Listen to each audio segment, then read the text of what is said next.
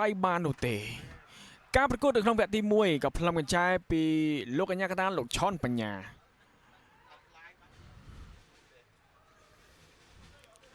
ឱកាសដំបូងកន្លែងនេះការតែតហើយក៏ហារំលងរបាទី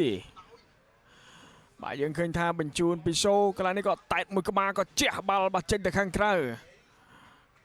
កន្លែងនេះហើយមួយគ្រាប់ដំបូងពីការតុតបញ្ចូលទីស្អាតរបស់តាការៈម៉ាស៊ូតានីបាទបញ្ជូនពីសូគ្រីសូហ្វានមកទះស្ដាំហើយបាទស្អាតមួយគ្រាប់នេះបំប៉ោងសំណាញ់ទីបាទគ្មានសល់ទេបាទតាការៈម៉ាស៊ូតានីកន្លែងនេះតមករាក៏លើកោងមកស្អាតមែនតើតាការៈក៏ទះស្ដាំជាបន្តបាទទះស្ដាំមួយជើងស្ដាំរបស់តាការៈនឹងគឺច្បាស់ណាស់បាទច្បាស់បុតមែនតើបាទបំប៉ោងសំណាញ់ទីរកបានក្របបាល់ទី2ឲ្យអង្គរ Tiger នាំមុខគឺ2-0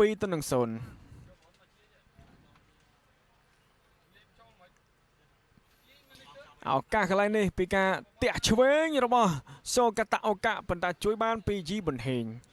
កន្លែងនេះឱកាសរបស់ Koulibaly Abdelkader បាទហ្វាំងហើយក៏កាត់បាល់ចូលមកខាងក្នុងប៉ុន្តែថែមិនទាន់ពេលវេលាពីគូរីតាការលើកកោងចូលមកខាងក្នុងកន្លែងនេះបាទឃ្លៀមួយក្បាលហើយក៏ទះមួយក្បាលនេះតែតមួយក្បាលរបស់ Valentine នៅតែជួយសង្គ្រោះបានពីជីប៊ុនហេងការលើកកោងចូលមកខាងក្នុងមួយក្បាលនេះបាទជាមិនចំកក្តៅរបស់តាកូតូក្របបាល់ទី3ក៏កើតឡើងនៅកន្លែងនេះដែលច័ន្ទវិបឌីវិតទាត់ចូលប្រឡោះជើងសុកវឌ្ឍនាហើយបញ្ចប់ទីបានយ៉ាងស្អាតតែម្ដងការបញ្ជូនពីនីសុករីមកបាទហើយច័ន្ទវិបឌីវិតបាទទាញហើយក៏ទាត់ស្ដាំចូលប្រឡោះជើងបញ្ចូលទីតែម្ដងបាទ3-0ដោយច័ន្ទវិបឌីវិតលោកញ៉ាកតាលោកឆនបញ្ញាក៏ផ្លឹងបញ្ចែបញ្